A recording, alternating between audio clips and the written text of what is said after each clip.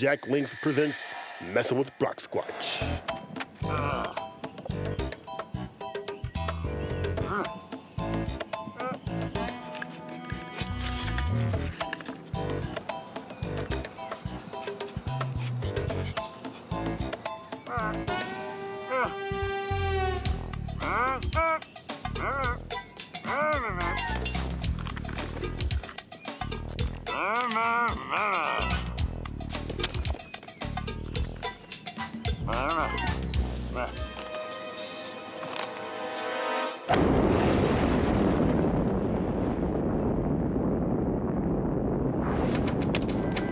Why does this keep happening? Squatchy McElroy?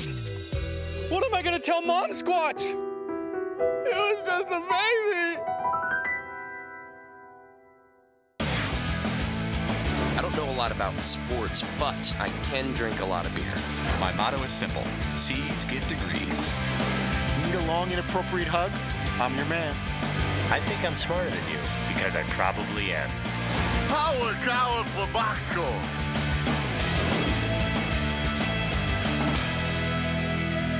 Hello and welcome to the Box Score. I'm Brock in Los Angeles. They are the Danettes in Milford, Connecticut. Today is April Fool's Day and there are pranks being played all over the planet. Paulie, what is one of the better April Fool's pranks that the boss has ever pulled on you guys? Never. He's never really done one on us. We're not too big on it. In my working with the show with Dan, I think we've only done one. That was 12 years ago. And it worked really well. And it's one of those, like, I felt it went so well that everyone's like, oh, you gotta do another one this year? I'm like, no, man. I mean, it's rare that you get a good one. It's so rare that someone comes up with a really good April Fool's Day joke that unless it's a home run, you don't want a single. You want a home run or nothing. Well, I think the boss may have broken tradition and tried to pull one on you guys in the morning meeting. I was thinking, what would be a mean-spirited one? Like, hey, I got you guys in the Sandler cowboy movie. Oh, we want it to be true. We would blow right past any thought of April Fool's Day. And then you go April Fools and really rip our hearts out of our chests. So mean that would be. What a coincidence that you bring that up, since I talked to Sandler yesterday. And I'd like to make this announcement. You're going with me to Santa Fe, New Mexico. Nice. Yes! To be in a cowboy movie. That's wrong. It's all kinds of wrong. But if you take that tape out of context, which we're not opposed to doing, Dan on national TV said we're going to do the Sandler movie. Sandler on national TV said we're doing Several times Sandler has said on national TV and radio But that I we're don't going. understand why that didn't play out. We're not going to pay the price. When Dan comes back and says, oh, I had such a great time, I was on set with Julia Roberts, and he gets that complete indifference from us four, like, oh, that sounds great. Dan. Well, you know, in all seriousness, I think it's going to be really interesting in about a year and 2 months when Adam Sandler comes on our set to promote the cowboy movie. Yeah. And I wonder if he's going to get a salty reaction from the four of us. Even though it's a long way down the road, I'm concerned. Well, how much time do we spend promoting all of the other movies we're not in? Well, no, we're promoting. We had insurances that we were going to be in this particular one, and then all Now of a we're in sudden- Pixels, which comes out, and So, Which, by the way, looks awesome. Have you watched the trailer yet? Dude, I'm it gonna see probably it looks like the 3 best times. Sandler movie so Pac-Man. far. I would see it Donkey 3 Kong? times in the theater alone. See, I will never say that about the Western. I might see it 3 times, but I'll never tell you. tension. Jerks. If you guys do somehow end up in the Sandler Western, which one of you wants to end up shooting Abe Lincoln more? Would it be you, Seaton? Would it be John Wilkes Booth? We'll have to take the role, yeah, absolutely. That's like a prime spot. Big role. It's not necessarily that I want to be the assassin of Abraham Lincoln and Dan Patrick in this instance, but I'll take that spot in a movie all day. That'd be Heck huge. yeah. Yeah, but you're John Wilkes Booth then. Oh, he's a legend. I mean, you don't Yeah, want I'll be Lee Harvey Oswald in a movie. Why not? You're infamous, but you go down in Be history. Jack That would Ruby be a too. big- Oswald. Yeah, Absolutely. Get in the Well, movie. those guys are pretty good shots. Hopefully your trigger finger has improved since Arizona. You were a little bit wobbly out there in the Southwest as you came out and letting both of them go and having some malfunctions there. Have you sought to improve your gun status these days? As a matter of fact, no. I haven't thought 1 minute about my gun status since that day. I'm still salty about Dan stealing my thunder with that one when he was just like I had made it so funny that Dan was just like, no, you know what? It's gonna be way funnier if it was me doing it. Sorry, Seaton. Breaking the bomb. You're or getting whatever. kicked to the curb. That did end up on the cutting room floor, didn't it? Sure did. Wow. Yeah. Yeah. Thanks. Well, the tomfoolery didn't stop in the morning meeting. McLovin ended up falling for an April Fool's joke all by himself. This is the Colts. Well, can we slow it down? No. This is all effect. Wait till you see this coming out. Crisp. White on white. White on white? Yeah. I don't like that. That's at all. Dwayne Allen, the tight end. Hey, It's gonna McLovin. make it a little tricky Yeah. for the refs. McLovin. Yeah. What's the date today? Well, Look Wait. at you. Wait a second. Oh, you didn't know that this was April Fool's Day? I knew that. I just thought. White makes you look faster or slower. Which is it? Back row. Come on. I'm 80% sure McLovin fell for an April Fool's joke. I'm 108% sure that Fritzy fell for an April Fool's joke. I made 2 comments there. I was like, I don't like that, and I'm like, that's going to make it very tough on the refs to call on who made what. Fritzy was chopping it up. He's breaking it down. He goes, "You can't. I don't think you can do that in an NFL game." And But I was You know what? genuinely. I'll be 38th with the I'm whole. kind of I'll be honest with you too. It didn't dawn on me immediately that it was an April Fool's joke, but I wasn't. My mindset today isn't April Fool's. Like, be on the lookout. Like, if something like crazy happened, I'd be like, wait. I was like, why would they allow that? It's very hard. I was really confused there because I thought you were like asking me to play along with April Fool's joke because I thought you knew where I got it from was Pro Football Talk and made a big deal out of it. I assumed you'd seen the same tweet I did because I pulled the link. So Pro Football Talk got caught with an April Fool's No, joke? they said this is the best April Fool's joke of all came from the Indianapolis Colts. So I clicked on that and it was that video. Like it was, and even that video, the headline was like something kind of referred like. So did Dan jump your joke? Like you were gonna try and get us on an April Fool's joke? No, Paulie said, "What's the date, McLovin?" well, once Fritzy, I thought you were fooled, and you probably Fritzy weren't. was. But once I saw Fritzy was fooled, I was like, well, now we can reveal. Yeah, I did. I kind of thought Can't have everyone one-on-one. knew it was a joke, but now I'm realizing because once you experience it as a joke, what's told you as a joke, you can't picture it as not a joke. Right. So that was why I was. Well said. Well, you've explained it to some degree right now, but you went into a little bit more depth on why you get caught in embarrassing situations. Guys, I knew it was an April Fool's joke that the white uniform was the Colts white uniform was an April Fool's joke. It's all produced. It's all fake. When I spun that ball off the wall, it took 7 takes. This is all fake. Everything we do here, it's all produced. You know, it's kind of like on a Hollywood soundstage. Do you think that I could honestly spin it to rock it off my glasses? Let's see. No, I'm not even gonna try it. But I'll tell you, produced. None of this happened. What you just witnessed there is the equivalent of like an 11-year-old boy falling off of his bike and then telling his friends, "No, I meant to do that. I meant to do that." And then dusting off all of the dirt and leaves from his head. "No, I meant to do that. I meant to do that." That's okay. Which I give you respect. It's a good move. It's a good move. You're toying with your legacy. Now you're starting. You know, it's like finding out that some guy used steroids like Jade. You gotta. This is your legacy, man. Those glasses breaking. thing. This is it. Dartmouth. That's a footnote. You know, all the work at Sports Illustrated, all your Why work would you covering destroy sports. that brand? Better to embrace it than. Are you guys? the All authenticity of it. right, so we're all remained like this is all real. Like Fritzy is really the person. Like Paulie's really mean. Paulie's a lamb away from this show. You should see him. He's like Fritzy is, all fake. We're exactly everything you opposite see, in real life. We're everything totally you opposite. see, fake. All right, well These glasses, these aren't even let's prescription. pull back the curtain on your original moment there, McLovin, and see if it's fake. Gotta be honest, it's gonna be a game time decision. But follow Twitter, you'll probably hear a lot more about it. But if I do play, it's gonna be magic.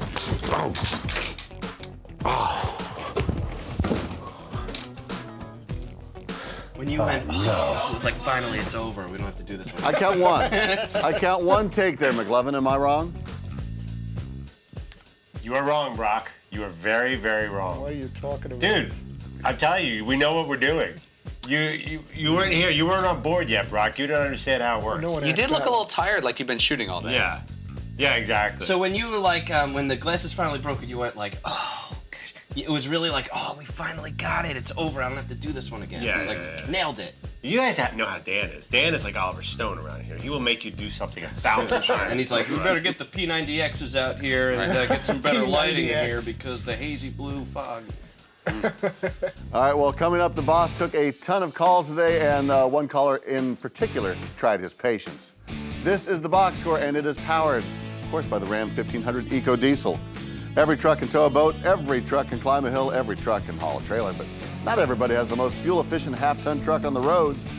Get more facts at ramtrucks.com. Guts, glory, Ram.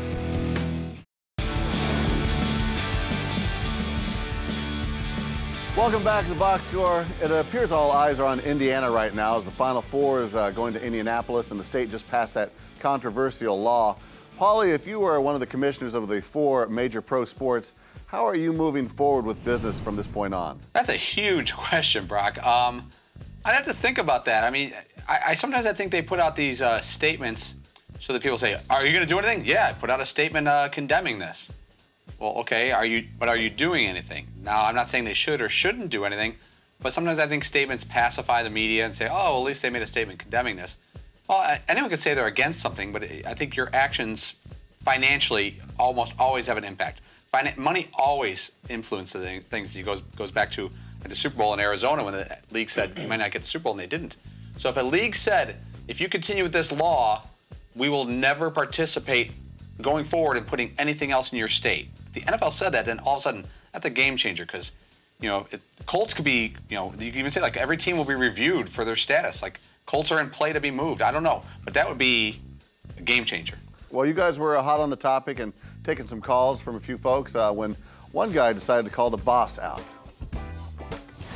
The reason why I really called was, I really want to know what's your personal gripe with Jameis Winston. You have been banging on this kid ever since his incident at FSU, even though, it all, went away. And now that he doesn't want to go to the draft, oh, well, Mariota is a good kid. He wants to do it for his heritage. But Jameis, do you really need to stay and be with your grandmother? I think your grandmother will be okay. Leave the kid alone and let him play football. Xavier, Thanks. what did I say about Jameis Winston and ready to play football on Sunday? Oh, he hung up. Now, if you want to call back, we can have a discussion here. Oh, my gosh. The thought did cross my mind. Like, Dan's got to realize every time he says, like, if he picks the Patriots and the Packers in the Super Bowl, he's going to get 500 of the nastiest emails you've ever seen from Seahawks fans. But, so, Dan's a person, if there are 1,000 people in the room and one person doesn't like him, that one person's getting all of Dan's attention. That's right. That one person is the chosen one. So Xavier in LA, that call will last because Dan is not, there's just no way you could say Dan has been consistently banging on Jameis Winston on this show.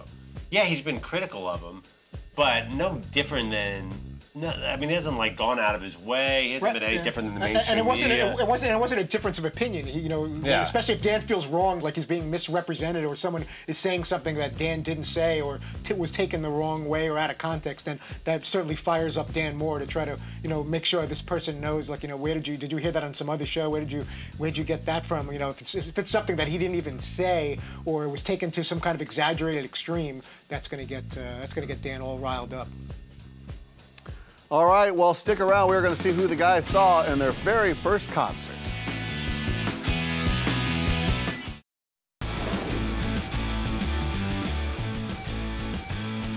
We're back here on the box score. Yesterday, you were discussing whether you want to go see the Rolling Stones during their summer tour. We care less about that. We asked you about your first concert you ever saw. You told us, we taped it. Let's see if your road partner can figure it out. It's time to play.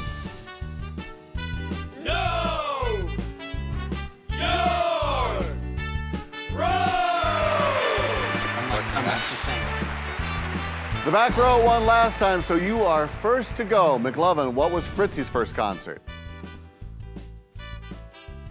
Wow. The Wiggles with his kids? So the Wiggles, I saw the Wiggles a few times. Fritzy's out Our first song is the Amber Alert. Chugga chugga, big red car. Fritzy actually traveled over to the South Bronx for Boogie Down production. Yeah, BDP. Yeah. South Bronx, South Bronx. Some people think that actually rap started in Brooklyn, so I'm thinking maybe like Run DMC, but I'm gonna say safe, Hall & Oates. Yeah, was it Hall & Oates? First concert I'm gonna say was Run DMC in high school. They were doing something about saying no to crack. Soon after, I saw Billy Joel and Hall & Oates and New Kids on the Block, but that would be my first one. Run DMC. Where did you see them?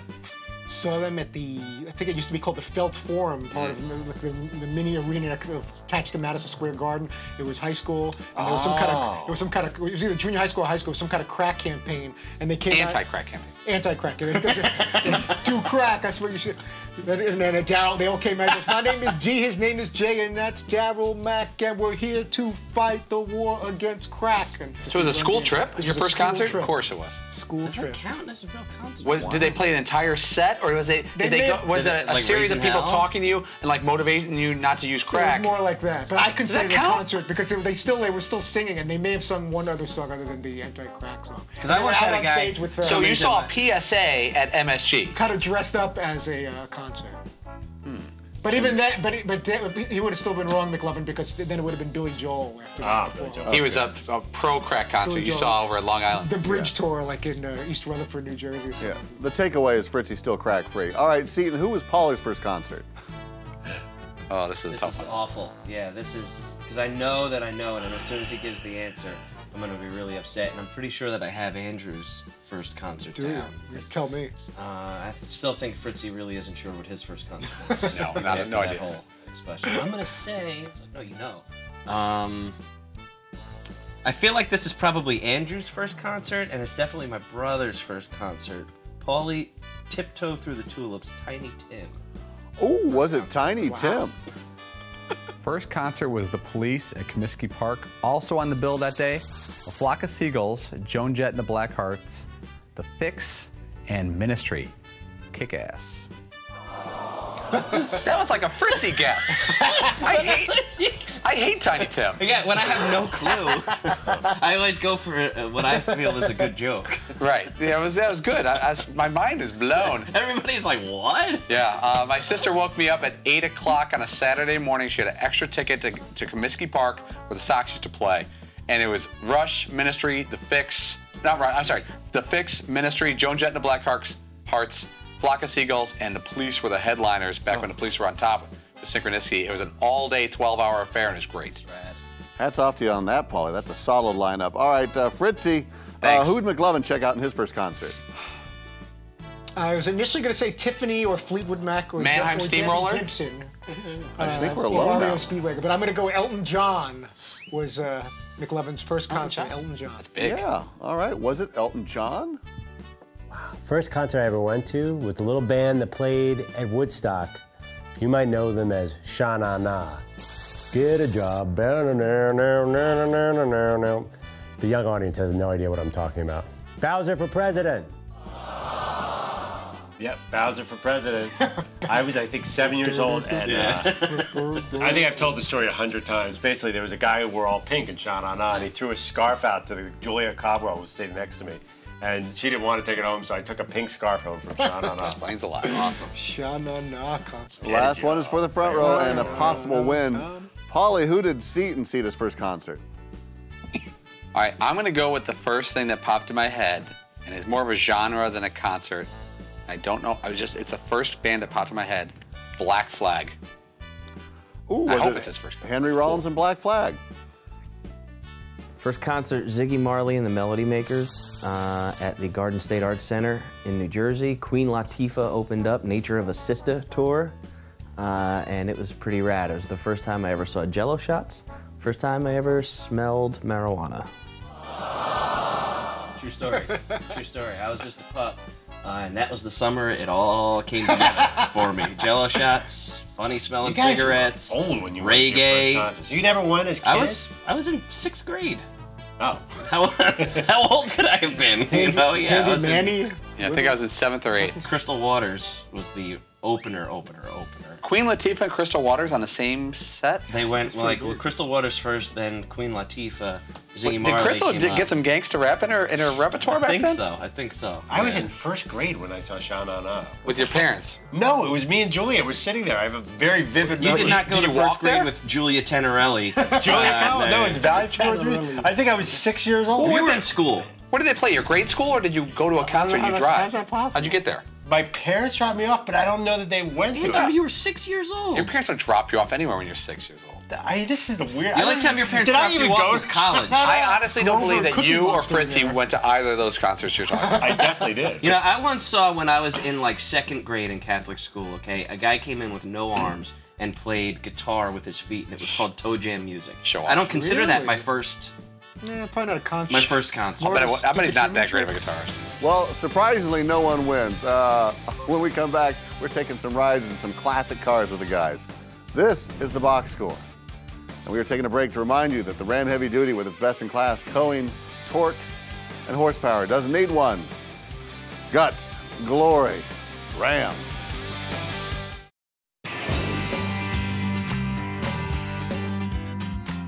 We're closing up shop here at the Box Score Bar. You guys were talking about some of your original hoopties. Fritzy, what was McLovin's first car? McLovin's first car was a car. How did I turn into one? Honda Accord was McLovin's first car. Well, His current car. Yeah, the current car too, yeah. Filled with goldfish and kid stuff. Well, Paulie, you went ultimate topper with your ride, but for some reason you said it didn't help you in the love department. This is what I had in high school. I like it. nice. Yeah, tan leather interior, AM/FM cassette. Not a lot of girls. That's a humble brag. Right, what I'm saying. Pretty cool car. Oh, believe me, I had this gnarly car, but it's really about not getting chicks. I'm being honest. It didn't help a lot. I'd love to be. The bros were in there all the time. The bros would sit in the back, and there's no back seats. Yeah. Seaton. Yeah. This was his chariot. Guess what? Conversely, ton of chicks. Go figure.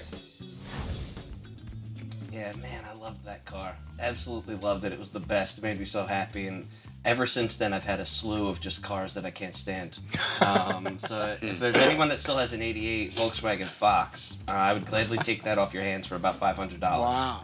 And that being said, Paul had this amazing fleet of vehicles that he was driving at 17. I had a Corvette, I had a, like whatever Mustang, and I had a fastback Nova Racer 295 or whatever. My mom was quite the pushover in high school, and I think I got a job when I was 16. I think it was summer after I turned 16, and she goes, "We should go get you a car." And we're driving down the street, and I thought we were gonna look at, like, honestly, like a Honda Accord or some type of nice, solid car. I was very excited. And because I was driving her Chevy Blazer like the first 6 months. And we drove past this lot. It was a Chevy dealership. And there was a red Corvette, 77 Corvette. And she turns to her right. I'll never forget this. She goes, "You should be driving something like that." And I go, "Do you mean the Corvette?" She goes, "Yeah." I go, and I just shut my mouth. I literally, for me, that's tough. And she turns in, she looks at it, and I just sat there going, "Don't say anything to screw this up." My mom's about to buy me a Corvette. I was like, she must be on drugs. You know, 16-year-old who bad behavior, but she bought it that day, and I drove it home and followed her home. To this day, I don't know what she was thinking. God love her. I know a guy that recently got a sports car but has kids. McLovin, would your wife ever let you get a two-seater? Oh, you kidding me? Like, I'm in the point of my life where it's just going downhill. Like, if I can fight off the minivan, Brock, I will be considered a win.